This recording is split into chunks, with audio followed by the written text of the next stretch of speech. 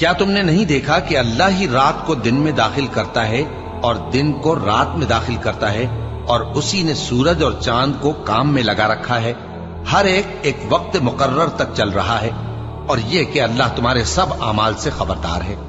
یہ اس لیے کہ اللہ کی ذات ہی برحق ہے، اور جس کو یہ لوگ اللہ کے سوا پکارتے ہیں وہ سب باطل ہے، اور یہ کہ اللہ ہی عالی رتبہ ہے، گرامی قدر ہے۔ کیا تم نے نہیں دیکھا کہ اللہ ہی کی مہربانی سے کشتیاں سمندر میں چلتی ہیں تاکہ وہ تم کو اپنی کچھ نشانیاں دکھائے؟